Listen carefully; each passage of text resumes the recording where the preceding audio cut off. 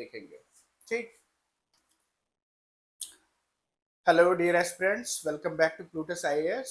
और अब तक हम लोगों ने विधि के शासन के या रूल ऑफ लॉ के बारे में उसके स्तंभों को जान लिया था।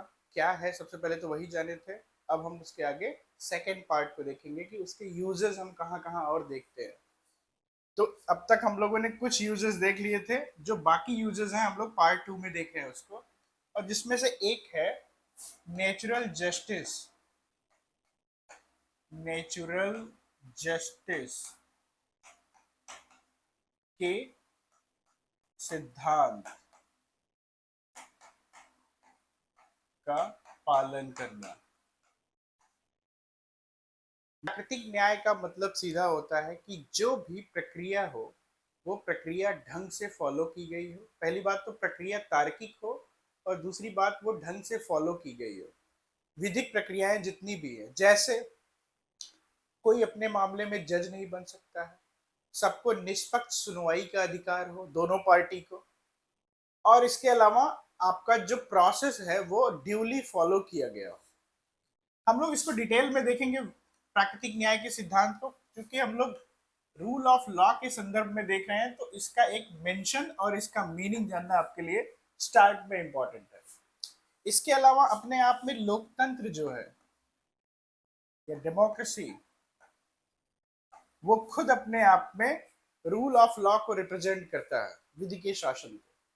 लोकतंत्र कैसे रिप्रेजेंट करता है, विधि के शासन में लोकतंत्र की क्या जगह है। सबसे इंपॉर्टेंट बात यह है, जो हम लोग ट्रेडिशनली सुनते आए हैं लोकतंत्र की परिभाषा, कि लोगों का लोगों के द्वारा और लोगों के लिए शासन। तो लोकतंत्र जो है वो उसकी कई डायमेंशन उसके निकलते हैं, लेकिन उसकी परिधि जो है वो सिर्फ राजनीतिक लोकतंत्र की बात तक नहीं होती है। मेनली लोग क्या समझते हैं कि ये पॉलिटिकल एक कॉन्सेप्ट है, जहां पे हमें वोटिंग का अधिकार मिलेगा, जहां पे हमें वोटिंग का अधिकार मिलेगा, पॉलिटिकल ग्रुप बनाने का अधिकार मिलेगा। तो आप राजनीतिक वाले मामलों में हम क्या देखते हैं, एक तो वोट देने का अधिकार, और दूसरे आपको राजनीतिक संगठन बनाने का अधिकार। राजनीतिक संगठन बनाने का अधिकार है। बहुत सारे लोग प्रेशर ग्रुप भी बनाते हैं, बहुत सारे लोग अलग अलग तरीके की राजनीतिक संस्थाएं भी बनाते हैं, लेकिन यहाँ प्रत्यक्ष राजनीति में भाग लेने से मतलब है उसका।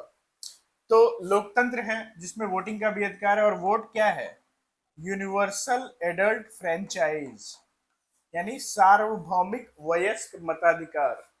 एक तो ये सार्वभौमिक है, यूनिवर्सल है, दूसरे ये एडल्ट है, और तीसरे ये फ्रेंचाइज है। देखिए, सार्वभौमिक वयस्क मताधिकार का मतलब ये है कि सबके लिए है, और एडल्ट लोगों के लिए खासकर। तो इसका मतलब पूरी तरीके से सार्वभौमिक भी नहीं है, 18 साल से नीचे के लोग वोट नहीं दे सकते हैं। तो एडल्ट वर्ड पे ध्यान देना जरूरी है। सार्वभौमिक वयस्क मताधिकार और मत देने का अधिकार ये है।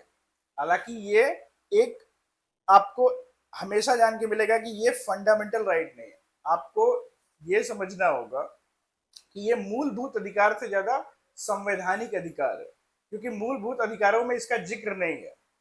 हालांकि फिर भी आप ये मानिए कि कोई भी लोकतांत्रिक देश इस मामले में आज के जमाने में भेदभाव नहीं करता है। पहले के जमाने में ये भेदभाव होते थे। पहले के जमाने में जिनके पास कुछ संपत्ति होती थी उन्हीं को मताधिकार मिलता था। वुमेन्स को हिस्टोरिकली मताधिकार नहीं दिया गया, महिलाओं को वोट का राइट नहीं दिया जाता था पहले। तो ये समाज के प्रगति को भी दिखाता है कि आज जमाना धीरे धीरे और अच्छा हो रहा है।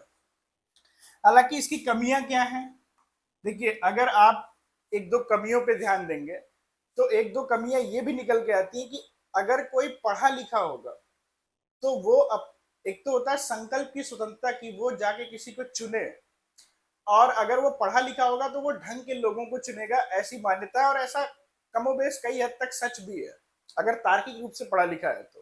ठीक। लेकिन अगर कोई पढ़ा लिखा नहीं है तो क्या उसको वोट का अधिकार होना चाहिए, ये डिबेट हमेशा चलता आया है। कुछ लोग कहते हैं कि कुछ लोग कहते हैं कि ये राजनीतिक अधिकार है, तो ये ऐसा अधिकार है जो सबके लिए होना चाहिए। कुछ लोग कहते हैं कि भाई अगर आप कोई भी पर्सन, अगर कुछ लोग कहते हैं कि भाई अगर कोई पर्सन एजुकेटेड नहीं है वो कैसे जानेगा कि उसके लिए अच्छा क्या और खराब क्या है। तो इंडियन सोसाइटी में जहां पे लोग 5 किलो अनाज पे जाके वोट दे देते हैं, तो जो भेदभाव है, जो अस्त्रीकरण है समाज में, और जो विभिन्न तरीके के बहकावे हैं, उन बहकावों को कोई पढ़ाई लिखाई से समझ सकता है और उसको टाल सकता है।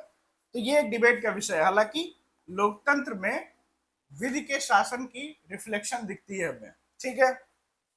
अपने आप में लोकतंत्र का अधिकार होना भी एक रूल ऑफ लॉ की बात है। और इससे भी बढ़ के जुडिशरी की बात होती है, न्यायपालिका एक होती है, एक स्वतंत्र न्यायपालिका होती है। यानी जो जुडिशरी है हमारी, वो स्वतंत्र होनी चाहिए, स्वतंत्र न्यायपालिका।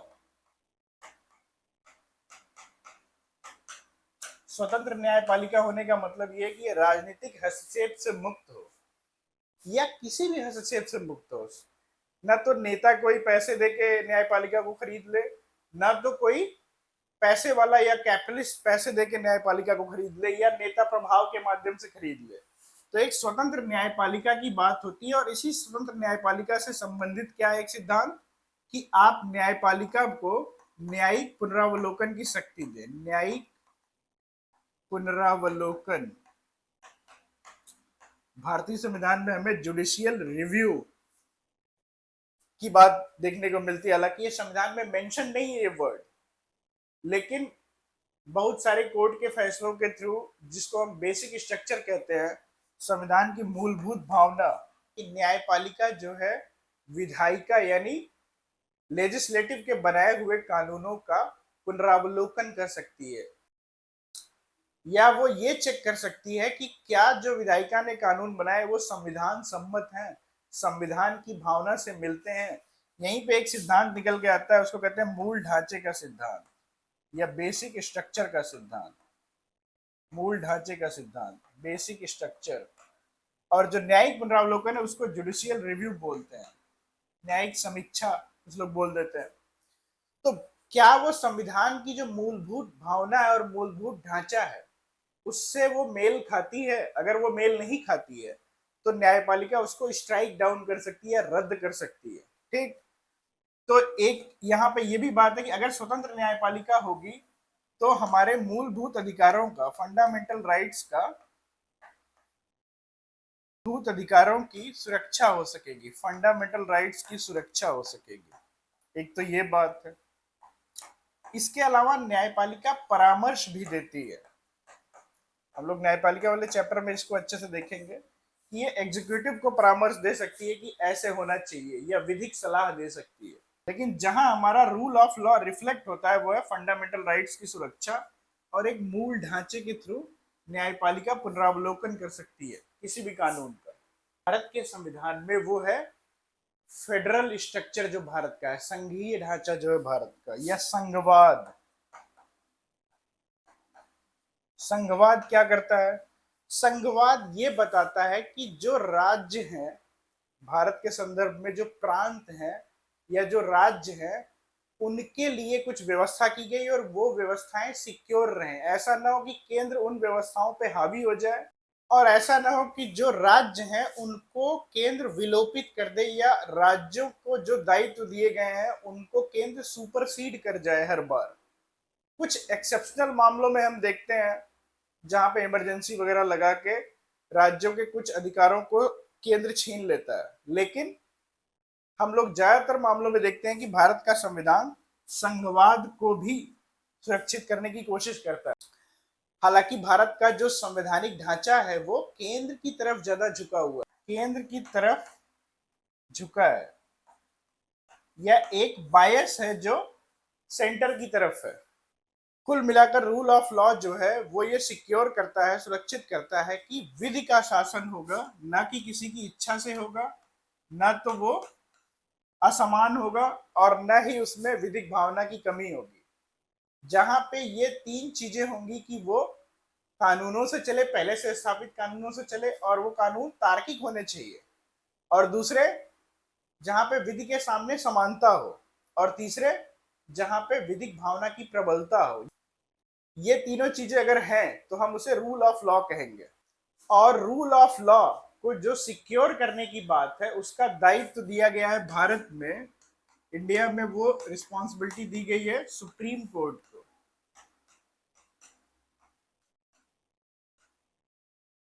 या एक तरीके से आप कह सकते हैं न्यायपालिका को ये जिम्मेदारी गई है कि वो सुनिश्चित करे कि रूल ऑफ लॉ बना रहे।